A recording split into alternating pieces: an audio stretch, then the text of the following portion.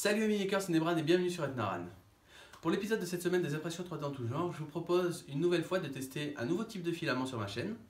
Donc jusqu'à présent, on a testé d'abord le filament phosphorescent et ensuite le PLA à effet marbre. Et dans ce dernier épisode, justement, vous m'aviez demandé dans les commentaires de tester le filament transparent. Du coup, en réfléchissant, je me suis rappelé que j'avais déjà un stock de filaments transparents que j'avais acheté il y a environ 1 an et demi, 2 ans sur mes premières imprimantes 3D et que j'avais pas utilisé parce que j'étais pas trop satisfait du résultat. À l'époque, avec mes imprimantes, la Dagoma Discovery 200 Beta, puis ensuite, un peu plus tard, l'espèce d'épave qui traîne sur mon bureau, j'avais pas de très bons résultats avec les filaments de la marque Eason par exemple, mais il s'avère que mon Anycubic arrive très bien à sortir ce type de filament. Donc, comme j'avais à peu près le même genre de problème sur ce filament transparent, je me suis dit pourquoi pas le tester sur l'Anycubic. De toute façon, il faut bien que je l'utilise. Alors le filament transparent, qu'est-ce que c'est? C'est tout simplement un filament qui est parfaitement transparent.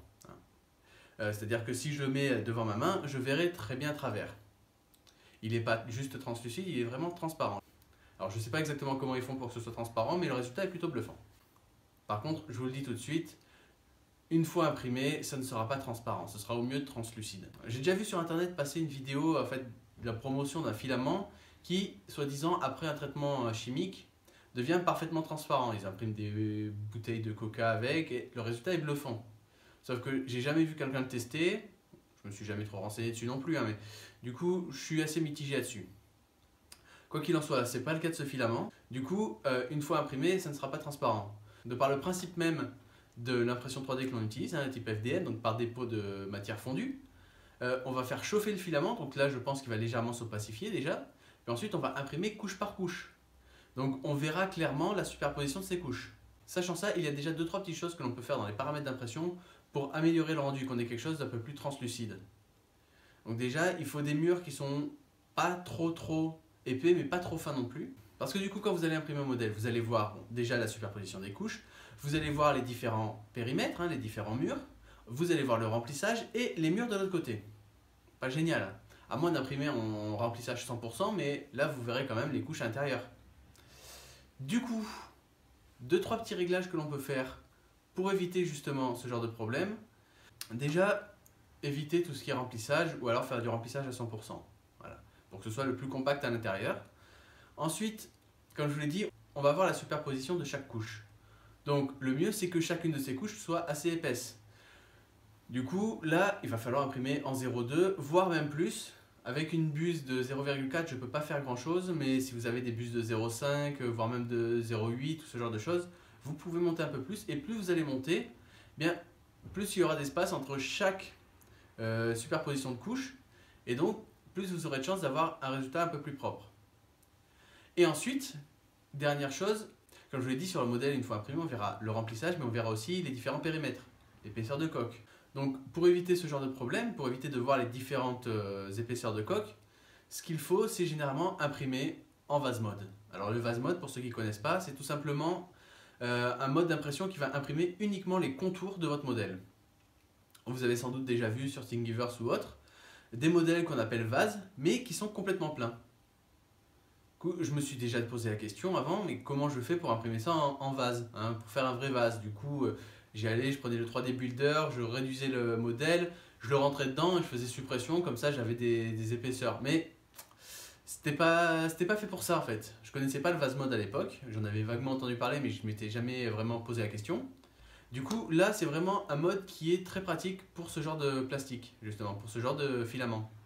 Parce que le vase mode va faire que vous n'avez qu'un seul périmètre. Après, vous pouvez le faire aussi épais que vous voulez. Généralement, d'ailleurs, sur les vases mode, pour que j'ai quelque chose d'un peu résistant, comme il n'y a qu'un seul périmètre, je préfère faire une épaisseur d'au moins 1,2 mm. Alors que généralement, sur mes modèles, je fais du 0,8 voire 0,4 sur des modèles très fins. Là, non, je prends du 1,2 mm sur mes vases mode, ça me fait une coque assez épaisse. Ce qui va permettre aussi, avec ce filament, de pouvoir essayer d'un petit peu effacer en ponçant la trace des différentes couches. Du coup, ce que je vous propose pour aujourd'hui, on va passer sur mon PC, on va choisir ensemble un modèle et on va en profiter pour voir ensemble comment passer en vase mode sous Cura. Allons-y. Ok, donc nous voilà sur Thingiverse. Là, donc j'ai lancé une recherche avec le mot vase. Donc on a déjà pas mal de résultats, hein, tous plus ou moins imprimables avec le vase mode. Donc on va en choisir un au hasard. Allez, celui-là.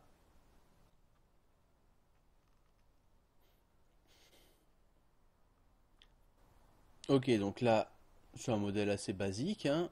On va voir à l'intérieur. Vous voyez là, c'est complètement plein, il n'y a pas de vide, il n'y a rien du tout.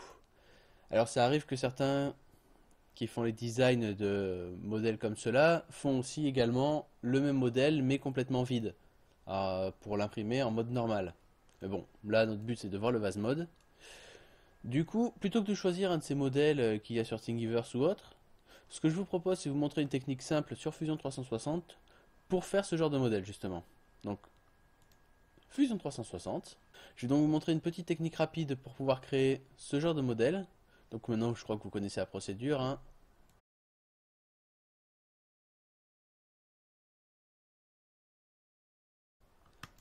On crée un nouveau composant. Voilà. Ensuite un sketch. Voilà. Et donc là, bon, jusqu'à présent, quand je faisais un modèle, ce que je faisais, c'est que je créais mon sketch en 2 dimensions, puis ensuite que je l'extrudais pour ajouter la hauteur, une 3e dimension. Là, la technique est un peu différente. Ce qu'on va faire, c'est qu'on va créer en fait une face d'un objet et qu'on va la faire tourner sur elle-même. On va utiliser la fonction qu'on appelle revolve, hein, qui va en fait tout simplement reproduire cette face autour d'un axe. Donc c'est assez pratique pour les objets bah, genre qu'on imprime en vase mode. Donc là on va faire un truc simple, on va créer un genre de bouteille, hein, pourquoi pas, allez. Donc ce qu'il faut faire c'est créer une vue en coupe, hein, sur la hauteur. Et comme on va le faire tourner à 360 degrés, on peut faire la moitié de cette vue. Vous allez voir, ce sera plus clair quand je le ferai, hein. Donc allez, une bouteille, on va dire 10 cm de haut. Hop, voilà. Ok, donc 5 cm sur la base. Voilà, donc 2,5, hein, puisque c'est le... Et ensuite, allez, un petit 8 cm cette partie-là. Voilà. Et maintenant, ben, on va faire le haut, tout simplement. Ici, je vais mettre quoi? Je vais mettre 1 cm. Non, allez, un peu moins. 7,5 mm. Comme ça fait une tête de 1,5 cm. Et ensuite, on va faire, allez, un petit arc de cercle. Donc, un ici. Ok. Et un ici.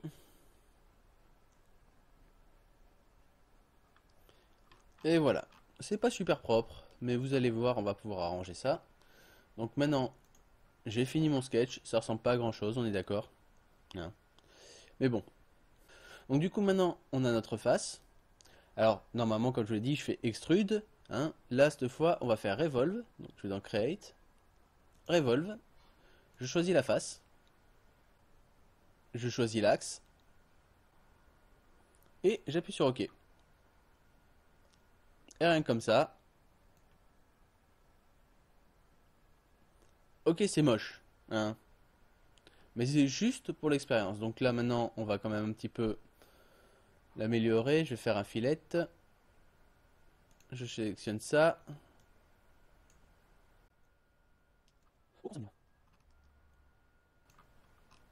Et voilà. Parfait. Alors, c'est pas génial, hein, mais c'est un modèle simple qui va s'imprimer en vase mode assez rapidement, puisque le vase mode est assez rapide à imprimer. Donc, body. Hop. Je l'exporte en STL et on passe sous Cura. Ok, donc là, on est sous Cura, le modèle est chargé. Donc là, vous voyez, je suis en mode d'impression normale. 6h40 d'impression, hein. Si je passe en mode couche, on a tout ce qui est tous les périmètres, le remplissage. Bon, en plus là, je suis à 50% de remplissage, donc c'est beaucoup, hein. Voilà. Et du coup, maintenant, on va passer en mode vase. Alors, sur certains slicers, je crois que le mode vase, vous avez une case à cocher qui s'appelle vase mode, hein, tout simplement. Cura, c'est un peu plus compliqué. Il faut aller dans expert en haut, ouvrir les settings expert et aller dans l'option Black Magic, hein. Sérieusement. Et, option Black Magic, hein. Et on coche Spiralize the Outer Contour. Voilà. Ça veut dire que ça va faire une spirale en fait tout autour du modèle, c'est-à-dire un trait continu en continuant d'extruder sur tout le modèle, sur tout le contour du modèle. Voilà. Donc là, je fais ça. D'un coup, ça passe à 50 minutes, hein. 50 minutes d'impression contre 6 heures et des poussières. Le vase mode, c'est très pratique pour ce genre de modèle et pour des modèles qui sont faits uniquement pour être montrés, hein. Des modèles qui sont purement décoratifs, qui n'ont aucun but particulier, qui ne sont pas des modèles techniques, qui n'ont pas besoin de supporter beaucoup de contraintes. C'est vraiment très pratique, ça vous permet d'en reproduire beaucoup et en beaucoup moins de temps. Donc là, si on regarde les couches, eh bien, c'est tout bête. Alors, on dirait qu'il n'y a pas de fond, hein, mais si, en fait, il y a une ou deux couches de fond à chaque fois. Et là, vous avez une seule épaisseur, hein.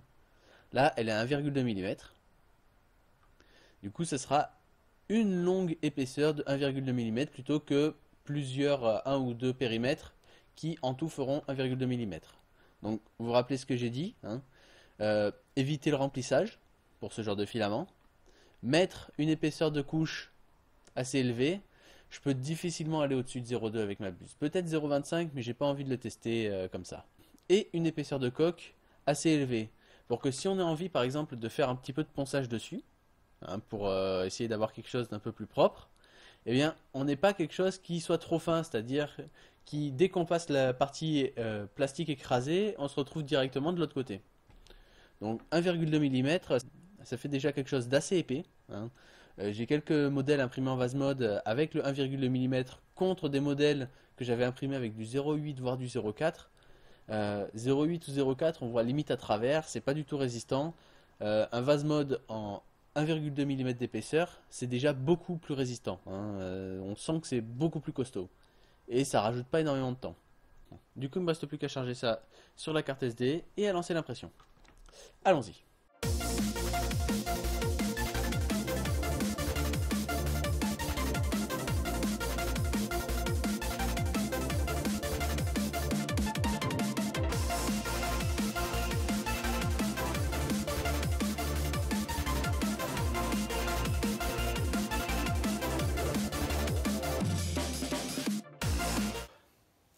Et voilà, donc l'impression est terminée, ça s'est bien passé, il n'y a pas eu de souci.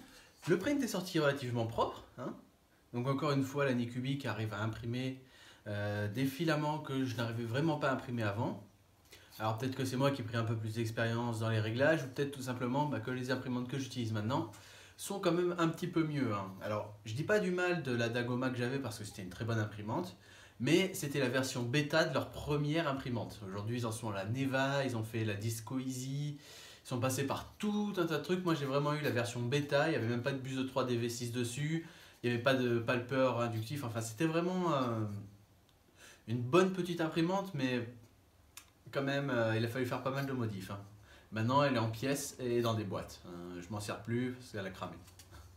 Toujours est-il que ce modèle c'est relativement bien imprimé. Alors comme vous pouvez le voir sur la photo, c'est pas transparent, hein. C'est pas transparent, c'est translucide, c'est-à-dire que si je mets mon doigt à l'intérieur, je peux le voir, hein, il n'y a pas de souci. La lumière passe très bien à travers, ce qui veut dire qu'on peut s'en servir par exemple pour faire des caches pour des lampes à LED par exemple. Vous savez, ces petits machins qu'on met devant les lampes pour diffuser un petit peu la lumière, pour éviter qu'on ait juste les petits points des diodes. Là, ça pourrait être très pratique, d'ailleurs je pense que c'est pour ça que je vais m'en servir, hein, puisque c'est vraiment pas mal. Alors, le fait d'avoir imprimé en vase mode fait que, vous voyez en haut, il n'y a pas de couche supérieure, tout simplement, comme je vous l'avais dit. C'est pas étanche. Je ne sais pas comment régler mon imprimante encore pour pouvoir faire des modèles en vase mode complètement étanches. Je sais qu'il y a quelques vidéos que le Maker Muse a fait pour faire justement des modèles vase mode étanches. Là, c'était juste un modèle de démonstration, donc je n'avais pas forcément besoin de trop pousser le truc. Ce que j'ai remarqué, c'est que plus on fait un modèle épais, plus on fait une épaisseur de couche, une épaisseur de coque importante, plus la couche inférieure laisse passer l'air et l'eau. Donc c'est-à-dire que là, il n'y a quasiment aucune résistance. Ça fait un petit filtre, hein. Vous mettez de l'eau avec de la terre à l'intérieur et vous ressortez avec de l'eau propre, grosso modo, hein. Donc c'est plutôt pas mal. Du coup, pour résumer ce qu'on a vu aujourd'hui, alors le filament transparent qui, malgré son nom, ne donne pas un résultat transparent mais plutôt translucide, est un filament qui sera plutôt utilisé pour faire des objets un peu translucides quand ils sont assez fins. Pourquoi pas des caches pour des lampes à LED pour un petit peu aider à diffuser la lumière. Il s'imprime très bien avec des paramètres d'impression classiques. Alors je vous cache pas, je me rappelle plus du tout quelle est la marque de ce filament, quels sont les paramètres recommandés. Ça fait longtemps que je l'ai commandé et sur fil imprimante 3D et ils l'ont plus du tout en stock. Donc je peux pas trop vous dire trop d'informations sur ce filament, mais bon. Ce que je recommande personnellement, c'est de l'utiliser en vase mode, hein. C'est assez pratique, ça évite d'avoir le remplissage qui va vous pourrir complètement l'effet translucide, hein. Parce que plus vous faites de remplissage, plus c'est épais, plus il y a de différentes couches, de différentes lignes qui vont se faire, moins vous allez voir à travers. Donc c'est vraiment fait pour les modèles fins. Et le résultat est vraiment, mais alors vraiment propre, hein. Franchement, il n'y a pas d'imperfection, il n'y a pas de... Vraiment, c'est nickel. Et on a également vu que Fusion 360 a une petite fonction qui est plutôt pratique pour faire des objets en vase mode, hein, la fonction Revolve, qui vous permet vraiment de faire facilement un petit modèle et de le faire tourner. Et ça ne se limite pas bien sûr au vase mode, hein. Vous pouvez faire ça pour d'autres modèles. Je vais d'ailleurs m'en servir assez rapidement sur mon modèle de plateau tournant pour faire l'espèce de petite gouttière qui doit tenir les billes pour faire rouler le plateau plus correctement. Voilà. Donc c'est tout pour cette vidéo, merci de l'avoir suivi, j'espère qu'elle vous a plu. N'hésitez pas à réagir dans les commentaires, à me proposer d'autres types de filaments que vous voudriez voir tester sur la chaîne. N'hésitez pas non plus à vous abonner à la chaîne si ce n'est pas déjà fait, à mettre un pouce bleu, à me suivre sur Twitter. Et moi je vous dis à très vite pour une prochaine vidéo. Ciao!